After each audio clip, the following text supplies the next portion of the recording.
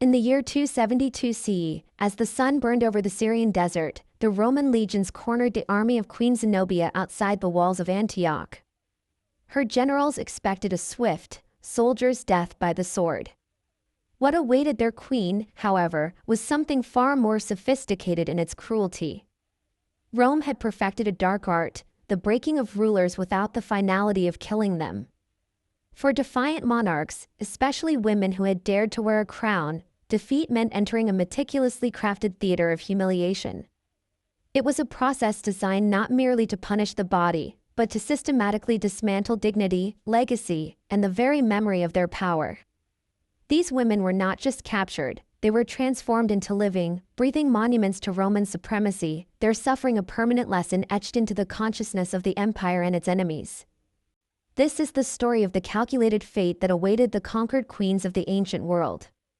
It is a story written not in the heat of battle, but in the cold letter of Roman law, choreographed in the brutal pageantry of the triumphal procession and sealed in the silent darkness of a prison cell. It reveals how the world's greatest empire weaponized ritual and law to turn human beings, once sovereigns, into symbols of their own obliteration. Before the first chain was forged or the first triumph planned, the fate of a captured queen was sealed by parchment and precedent. Roman law created a terrifying legal vacuum for the defeated. The foundational principle was ius gentium, the law of nations. This was not a code of ethics, but a brutal practicality. Military defeat transformed free people into property. The moment a city's gates fell or an army laid down its arms, every soul within its sphere, from the lowliest farmer to the monarch on the throne, became preda, spoils of war. This legal framework was ruthlessly egalitarian in its cruelty. A queen commanded no more legal standing than the youngest conscript in her shattered army. The famed 12 Tables, Rome's earliest legal code from the 5th century BCE, established this with chilling clarity. Prisoners of war were assets, to be distributed by the state or among the soldiers. The exalted concepts of dignitas, personal dignity, and ius civium, the rights of a citizen, ended at the frontier. A Roman citizen possessed sacred rights. To flog one was a scandal, to execute one without trial an outrage. A captured foreign ruler possessed none. They existed in a legal nullity, where anything could be done to them, because in the eyes of Roman law, they were no longer a who, but a what. This legal fiction granted Roman commanders limitless discretion.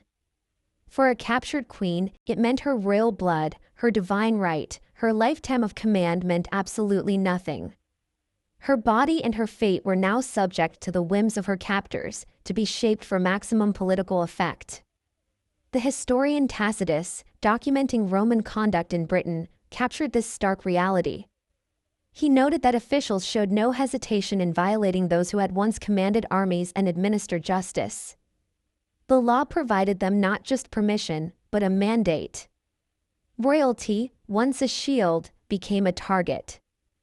If Roman law provided the cold theory of conquest, the triumph was its hot, brittle, and spectacular practice.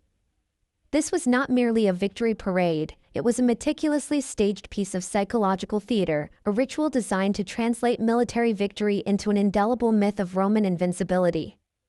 And at its heart, in chains, walked the living proof, captured kings and, most poignantly, queens. The route was a carefully measured gauntlet of humiliation. Stretching from the Field of Mars, through the roaring Forum, and up to the sacred Temple of Jupiter on the Capitoline Hill, the procession covered nearly 4 kilometers of dense, jeering humanity. The order was calculated for narrative impact. First, musicians and carts laden with paintings of conquered landscapes and models of shattered cities, establishing the scale of the victory. Then came the spoils, chests of gold, exotic statues, caged leopards and lions from lands now subdued. Then, the main attraction, the prisoners. And at their front, forced to lead this procession of their own subjugation, walked the defeated rulers. Here, Roman stagecraft was masterful. Queens were often paraded not in rags, but in their full, iconic regalia, their finest silks, their ceremonial jewels, their royal diadems still upon their brows. The contrast was the entire point. The visual spectacle screamed, *look. This is a queen! And look, she is in chains. Asterisk, her familiar splendor made her bondage legible to every onlooker. She was not an anonymous captive, she was that queen, the one whose defiance you had heard of, now physically broken before you. For the captive woman, this day was an eternity of exposed agony. The journey lasted from dawn until dusk. She shuffled, shackled, over the rough stones, the weight of her own jewels now a torment, the gold of her crown a cruel joke. The crowds did not just watch, they participated. They laughed, threw refuse, shouted insults. Every step was a lesson in powerlessness. But the greatest torture was the uncertainty. The procession ended at the Temple of Jupiter, but her journey might not. As she climbed the Capitoline, she knew that a side passage led to the Tullianum prison, the antechamber to execution.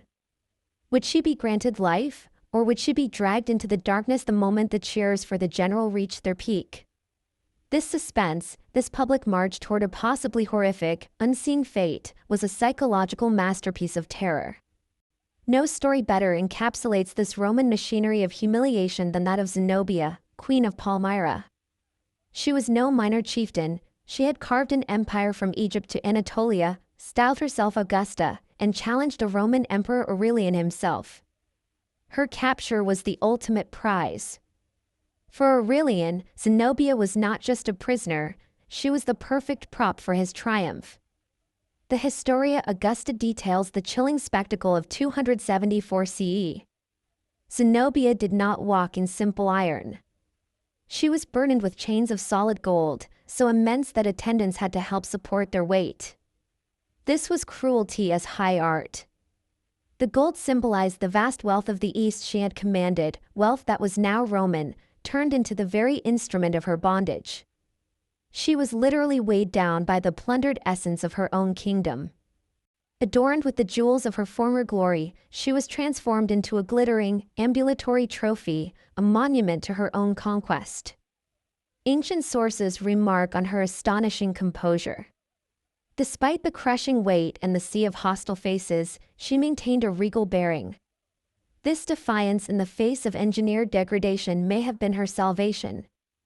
Aurelian, perhaps impressed or more likely calculating that her continued existence served as a more durable warning than her corpse, spared her. He granted her a villa in Tivoli.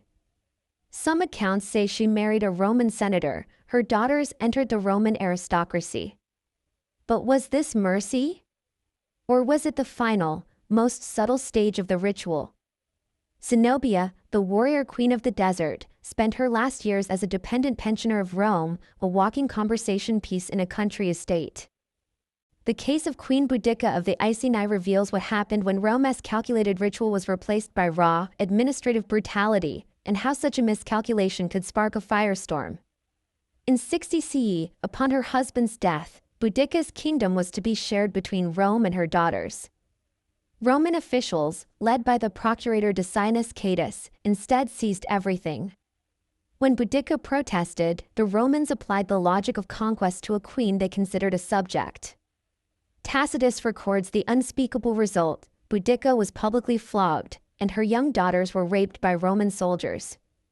This was not the staged, symbolic degradation of the triumph.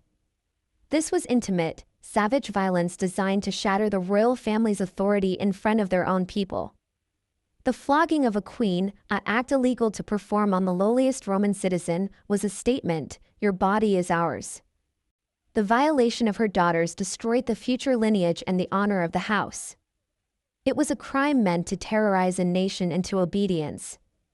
But Rome misjudged. They transformed Boudicca from a political opponent into a figure of primal, personal vengeance.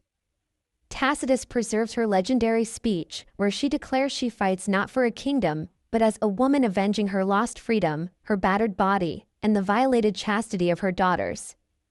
The rebellion that followed was not a war of policy, but a hurricane of rage that burned 3 Roman cities to the ground. The Romans had forgotten that their system of controlled humiliation relied on a stage and an audience of Roman citizens star. Applied crudely on foreign soil, it created not a docile symbol, but a martyr and a fury. Boudicca's eventual defeat and suicide completed her tragic arc, but her story lived on as a warning of the limits of imperial brutality. For many, the triumph's glittering horror was merely the prelude to a darker end. As the procession reached the Capitoline, some prisoners would be diverted down a narrow lane to the Tullianum prison. This was the empire's killing floor for its most prestigious enemies. The Tullianum was a place of deliberate, grim symbolism. Its upper chamber was a holding cell. The lower dungeon, accessible only through a hole in the ceiling, was a sunless pit of execution. Here, in the damp and the dark, far from the adoring crowds, the final act was performed.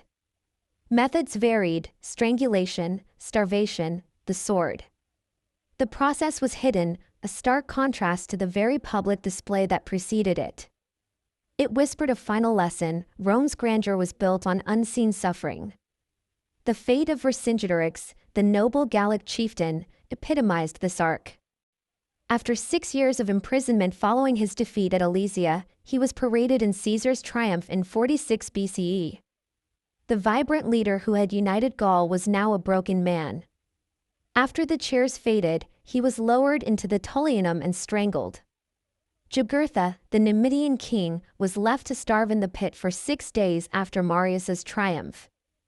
The historian Plutarch records his delirious final words: "By Hercules, how cold this Roman bath is!" For a queen, this fate carried a specific, final obliteration. Her public parade showcased her femininity and royalty only to ultimately erase it in a hidden, anonymous death. It was the complete annihilation of her identity, from public symbol to disposed of object. The treatment of captured queens was not a series of tragic, random atrocities. It was a system, an architecture of domination built on a legal foundation, executed through ritualized spectacle, and finalized in calculated mercy or hidden violence. Each stage served a purpose: the law justified it, the triumph broadcast it, and the prison or the villa finalized it. This system taught multiple audiences. It taught the Roman people that their state was invincible and glorious. It taught allied client kings the moral cost of disloyalty. And it taught potential rebels that defeat meant more than death. It meant the systematic unraveling of everything you were. Zenobia's gilded chains and Boudicca's scars were not merely personal suffering, they were the currency of imperial power. They answered a fundamental question of empire: how do you control millions with only thousands of legionaries? The answer was psychology. You make examples not just of bodies, but of legacies. You transform leaders into lessons. The stones of the Tullianum still stand in Rome today, a silent, cold counterpoint to the marble of the Forum. They remind us that the glory we so often associate with Rome was for those who defied it, a prelude to a very different experience, one of chains, crowds, and the desperate struggle to hold on to a flicker of dignity in the face of an empire intent on extinguishing it. These queen stories force us to look beyond the lists of conquests and see the human cost of the *Pax Romana* written in the determined, broken, and unforgettable faces of the women who were forced to walk in triumph.